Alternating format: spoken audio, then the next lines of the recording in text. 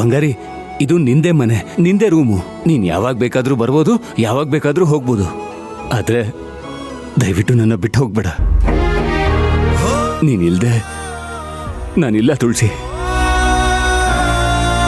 ಜೀವ ಇಲ್ದಿರೋ ದೇಹ ಅಷ್ಟೇ. ಸತಿನ ಕಳ್ಕೊಂಡು ಆ ಶಿವ ಎಷ್ಟು ದುಃಖ ಪಟ್ನೋ ನನಗೆ ಗೊತ್ತಿಲ್ಲ. ಆದ್ರೆ ನಿನ್ನ ದೂರ ಮಾಡಿಕೊಂಡು ಅದಕ್ಕಿಂತ ಹೆಚ್ಚಾಗಿ ದುಃಖ ಪಟ್ಟೆ. ನರಕ ಅನುಭವಿಸ್ದೆ.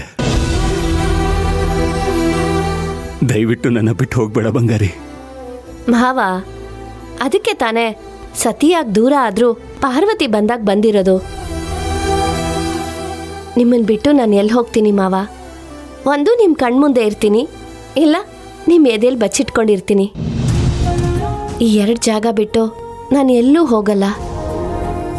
ನೀವೇ ಕತ್ತಿಡ್ದು ಆಚೆ ತಳ್ಳಿದ್ರು ನಾನು ಎಲ್ಲೂ ಹೋಗಲ್ಲ, ಸರಿನಾ?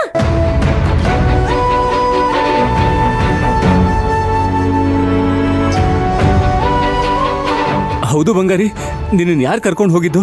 ಏನಾಯ್ತು? ನಿನ್ ಬಾಡಿನ ಅವತ್ ಸುಟ್ಟಿದ್ ಯಾರು? ನೀನ್ ಯಾವಾಗ ಬಂದೆ? ಹೇಗ್ ಬಂದೆ?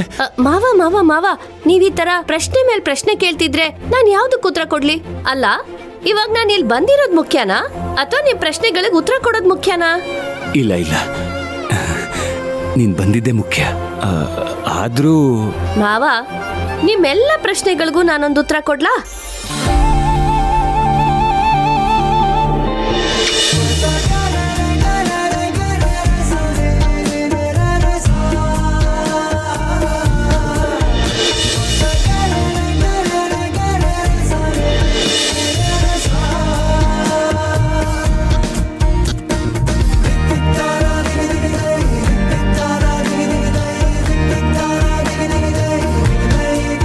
ಮಾವ, ನೀವು ಹೀಗೆ ನೋಡ್ತಿದ್ರೆ ನನಗೆ ದೃಷ್ಟಿ ಆಗಲ್ವಾ?